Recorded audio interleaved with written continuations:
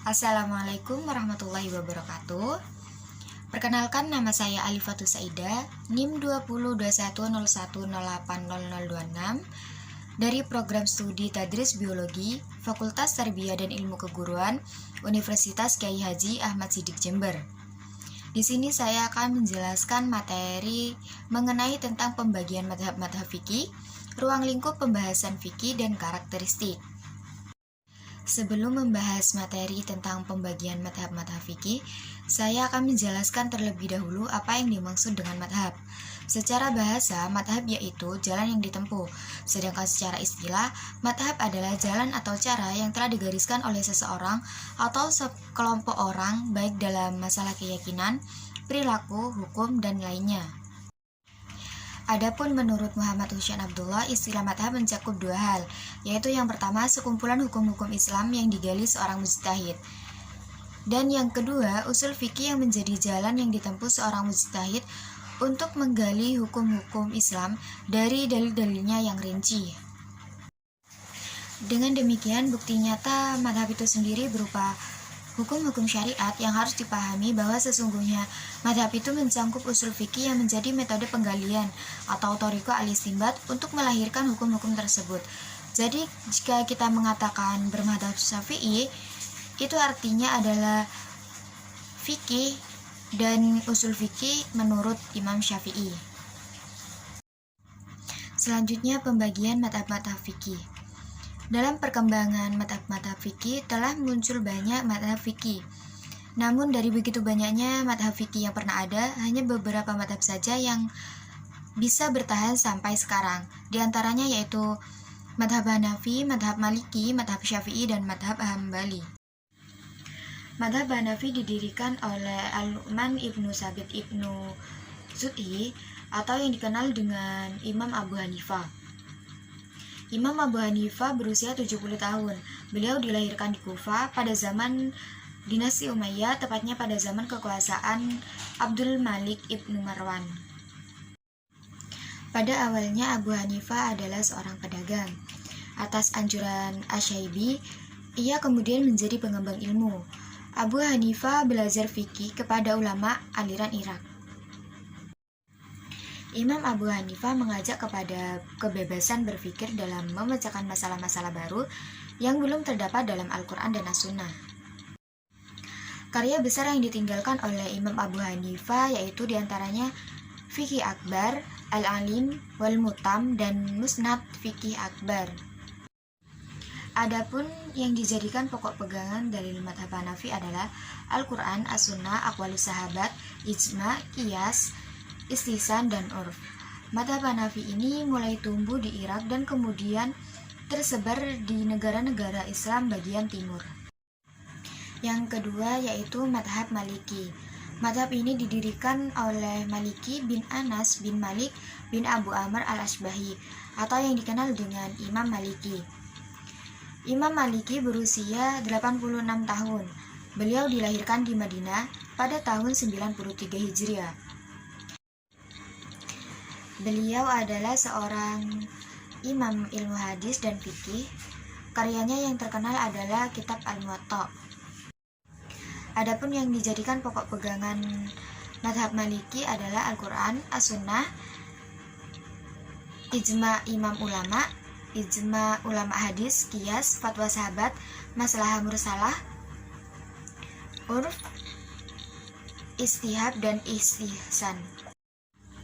Yang ketiga yaitu madhab Syafi'i.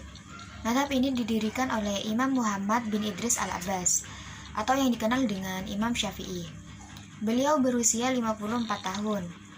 Madhab fikih Asy-Syafi'i merupakan perpaduan antara madhab Hanafi dan madhab Maliki. Madhab Syafi'i terkenal sebagai madhab yang paling hati-hati dalam menentukan hukum. Adapun karya-karya Imam Syafi'i yaitu Ar-Risalah dan Al-Um.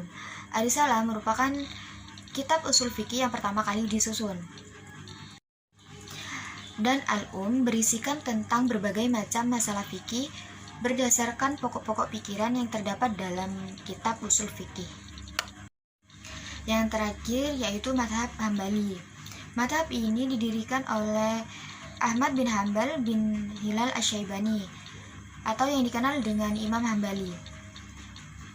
Imam Hambali berusia 77 tahun. Beliau lahir di kota Baghdad pada tahun 164 Hijriah dan wafat di kota yang sama pada tahun 241 Hijriah. Imam Hambali dikenal dengan nama Imam Muhaddisin karena banyaknya hadis yang dikumpulkannya dan dihafalnya. Kumpulan hadis ini dikenal dengan Musnad Imam Ahmad. Selain madhab yang berkembang sampai sekarang, ada pula beberapa madhab yang sudah lenyap atau tidak berkembang lagi. Di antaranya yaitu madhab Az-Zawi, madhab As-Sawri, dan madhab Al-Laits. Yang pertama yaitu madhab Al-Auza'i. Madhab ini didirikan oleh Abdurrahman bin Umar Al-Auza'i. Beliau adalah seorang faqih terkemuka di Syam dan merupakan ulama pertama penulis hadis di Syam.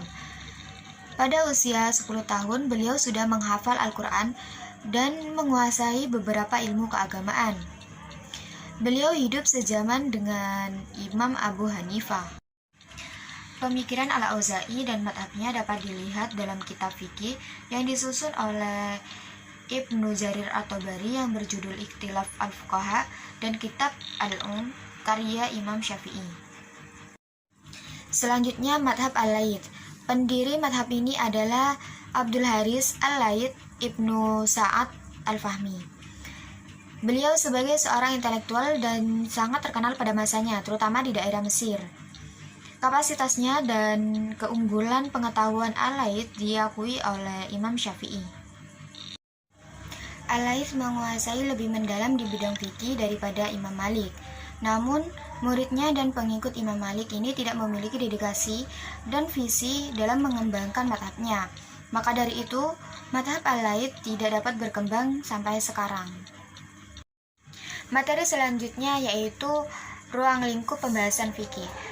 Ruang lingkup fikih meliputi berbagai bidang di dalam hukum-hukum syara, antara lain yang pertama, ruang lingkup ibadat, yaitu cara-cara menjalankan tata cara peribadatan kepada Allah Subhanahu wa taala. Yang kedua, ruang lingkup muamalat, yaitu tata tertib hukum dan peraturan hubungan antar manusia sesamanya. Yang ketiga, ruang lingkup munakahat, yaitu hukum-hukum kekeluargaan dalam hukum nikah dan akibat-akibat hukumnya.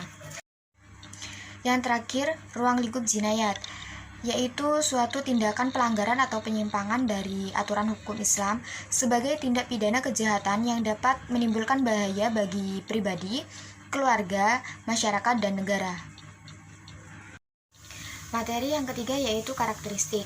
Karakteristik fikih dalam hukum Islam terdiri dari 6 karakter, yaitu yang pertama Rabbani, yang kedua Ahlakiyah, yang ketiga Waqi'i, yang keempat Insaniyah, yang kelima Tanasu, dan yang keenam Syumuli.